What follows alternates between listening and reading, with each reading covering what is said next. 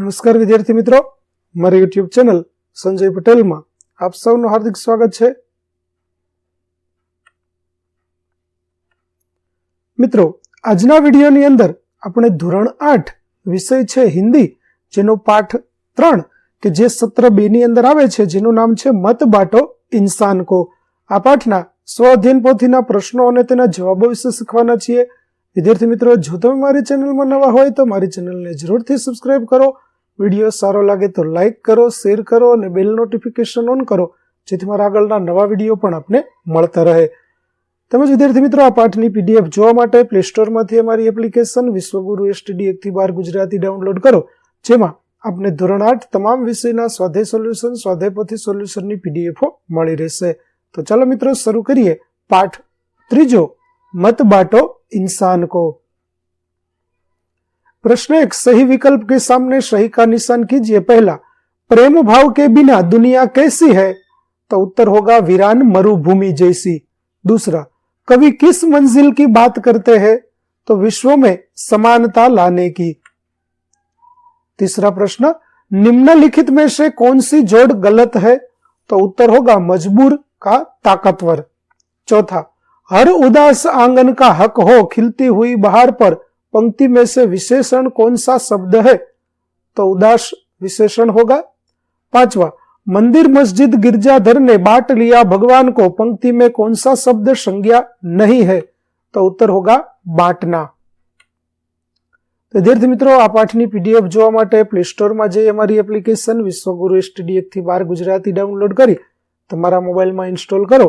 જે તમે શરૂ કરશો તો તમને આ પ્રકારે જોવા મળશે, જેમાં બધા ધોરણની અંદર ધોરણ સ્વઅધ્યયન પોથીની અંદર ધોરણ બતાવશે, ધોરણ પસંદ કરશો, વિષય બતાવશે, વિષય પસંદ કરશો, પાઠનું નામ બતાવશે, જેમાં વિડીયો ઉપર ક્લિક કરશો તો વિડીયો જોવા મળશે અને પીડીએફ ઉપર ક્લિક કરશો તો તમને પીડીએફ જોવા મળશે। તો આશા રાખું છું અમારી એપ્લિકેશન આપ સૌને ગમશે। જરૂર ડાઉનલોડ કરજો, જે એકદમ ફ્રી છે। કોઈ પણ પ્રકારના ચાર્જ વગર તમે વિડીયો અને પીડીએફ બંને જોઈ શકો છો। તો ચાલો મિત્રો, હવે આપણે શરૂ કરીએ આગળનો પ્રશ્ન। प्रश्न 1b, शब्दार्थ लिखिए। चट्टान यानी शिलाखंड, रोंदना यानी कुचलना, मजबूर यानी विवश, रेगिस्तान यानी मरुस्थल, बांटना यानी विभाजित करना, घाटी तो पहाड़ी के बीच का समतल स्थान, बहार यानी सुखद वातावरण, उजियाला उसका अर्थ होगा उजाला, दीपक यानी चिराग और मुस्कान यानी मुस्कुराहट। प्रश्न 1 का निम्नलिखित में से कौन सा वाक्य अलग है और क्यों? तो सोहाना तीसरी मंजिल पर रहती है, यह वाक्य अलग है क्योंकि पहले 3 वाक्यों में मेहनत करके कुछ हासिल करने की बात कहे, जबकि चौथे वाक्य में कहीं पर रहने की बात है। प्रश्न 2a, प्रश्नों के उत्तर 2 वाक्यों में लिखिए। पहला, प्यार के अभाव में यह जगत कैसा है? तो प्यार के अभाव में जगत जलते हुए रेगिस्तान जैसा है। दूसरा, लोगों ने भगवान को किस प्रकार बांटा है?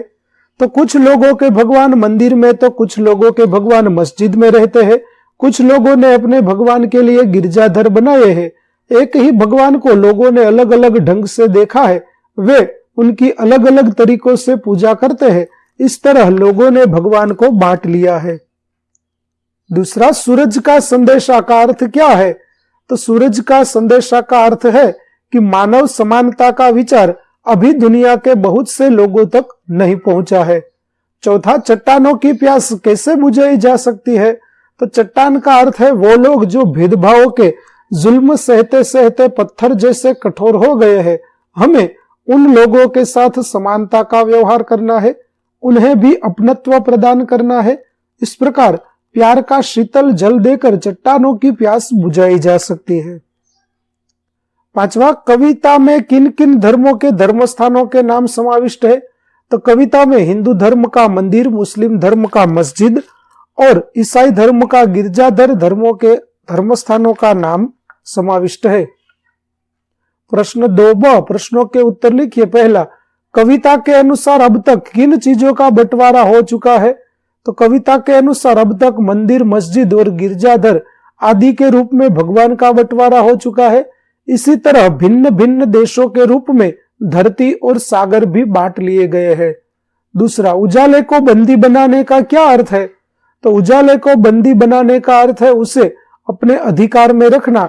इसीलिए बिजली की रोशनी अभी धनवानों के घरों में ही दिखाई देती है, गरीबों की झोपड़ियों में नहीं। तीसरा, यह कविता हमें क्या संदेश देती है? तो यह कविता विश्व के लोगों को सभी तरह के भेदभाव भूलकर मेल मिलाप से रहने की सीख देती है। इस प्रकार यह हमें विश्व बंधुत्व का संदेश देती है। चौथा, किसकी मुस्कान को कोई रोंद नहीं पाएगा? तो सर्वत्र समानता का भाव फैलाने पर लोगों में परस्पर अपनत्व की खुशी होगी, तब कोई किसी पर जुल्म कर उसकी मुस्कान को रोंद नहीं पाएगा, अर्थात नष्ट नहीं कर सकेगा।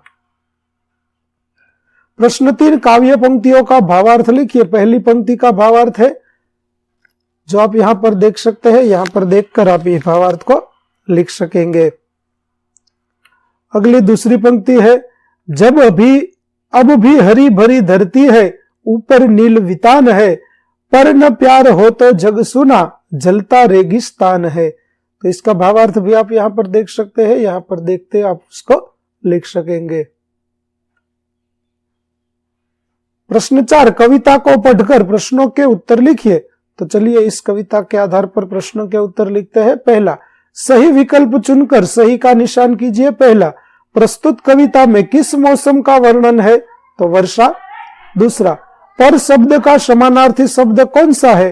तो पर यानी कि पंख। दूसरा, भीगने से तितली पर क्या असर होगा? तो भीगने से तितली के पर गीले हो जाएंगे, तितली के सारे रंग धुल जाएंगे और कोई तितली को बचा नहीं पाएगा। तीसरा, तितली के भीगने पर बच्चे क्या कर सकते हैं? तो तितली के भीग जाने पर बच्चे उन्हें पकड़ लेंगे, डिब्बी में रख लेंगे या फिर किताब में चिपका लेंगे। चौथा, प्रस्तुत कविता के लिए उचित शीर्षक क्या होगा? तो प्रस्तुत कविता के लिए उचित शीर्षक है तितली। निम्नांकित शब्दों को शब्दकोश के क्रम में लिखिए। तो पहला होगा आंगन, दूसरा इंसान, उदास, ऊपर, गिरजाधर, घाटी, चट्टान, प्यासी, बंदी, भगवान, मंजिल, मुस्कान, रेगिस्तान, वितान और सागर। अपूर्ण काव्य पूर्ण कीजिए। तो पहला काव्य है वह, रात होने पर मैं निकलता, सबको देता हूं शीतलता, मुझे देख सबके दिल बहलते, बच्चे मुझे पाने को मचलते, सब कहते हैं मुझको मामा, हर बालक है मेरा भांजा, यो तो मैं तारों का राजा। इस प्रकार कविता को हम पूरा करेंगे। प्रश्न 7, संयुक्त और विभक्त परिवार पर कक्षा में हुई चर्चा के आधार पर लिखिए कि विभक्त परिवार अच्छा या संयुक्त परिवार क्यों? तो यहां पर हमारी कक्षा में जो चर्चा हुई, इस चर्चा का हमने यहां पर अच्छी तरह से लिखा हुआ है। आप यहां पर दिए गए प्रश्न का उत्तर भी लिख सकते हैं, या तो आपकी कक्षा में जो चर्चा हुई है उस चर्चा को भी आप लिख सकते हैं। प्रश्न 8, निम्नलिखित स्थानों के चित्र चिपकाइए और उसके बारे में 5 वाक्य लिखिए। पहला, जामा मस्जिद दिल्ली। तो यह दिल्ली में है। ईद आदि त्योहार यहीं के निर्देश के अनुसार मनाए जाते हैं, यहाँ के इमाम का सभी आदर करते हैं। दूसरा है सुवर्ण मंदिर अमृतसर। तो यह पंजाब में सिख संप्रदाय का सबसे बड़ा और मुख्य गुरुद्वारा है। प्रतिदिन सैकड़ों देशी विदेशी पर्यटक यहाँ आते हैं। तीसरा है तिरुपति बालाजी मंदिर। तो यह तमिलनाडु राज्य में हिंदुओं का प्रसिद्ध तीर्थ स्थल है। यहाँ भगवान वेंकटेश की मूर्ति है। इसके दर्शन के लिए प्रतिदिन हजारों लोग आते हैं। चौथा, अगियारी उदवाड़ा। तो उदवाड़ा गुजरात में संजाण के निकट पारसियों का पवित्र स्थान है। और 5वां है माउंट मेरी चर्च मुंबई। तो यह चर्च मुंबई के बांद्रा उपनगर में है। यहाँ प्रतिवर्ष भव्य मेला लगता है। तो विद्यार्थी मित्रों, અહીં આપણું પાઠ 3 મત બાટો ઇન્સાન કો ના સ્વ અધ્યયન પોથીના પ્રશ્નો અને તેના જવાબો પૂરા થાય છે। આગળના પાઠના પ્રશ્નો અને તેના જવાબો મેળવવા માટે મારી ચેનલને જરૂરથી સબસ્ક્રાઇબ કરો। તેમજ પીડીએફ જોવા માટે પ્લે સ્ટોરમાંથી અમારી એપ્લિકેશન વિશ્વગુરુ STD 1-12 ગુજરાતી ડાઉનલોડ કરો, જેમાં આપને ધોરણ 8 તમામ વિષયના સ્વાધ્યાય સોલ્યુશન, સ્વાધ્યાય પોથી સોલ્યુશનના વિડીયો અને પીડીએફો મળી રહેશે, જે એકદમ ફ્રી છે। કોઈ પણ પ્રકારના ચાર્જ વગર તમે વિડીયો અને પીડીએફ બંને જોઈ શકશો। આશા રાખું છું આપને અમારી એપ્લિકેશન ગમશે. જરૂર ડાઉનલોડ કરજો. ફરી મળીશું આપણે નવા વિડીયો સાથે. ત્યાં સુધી આવજો.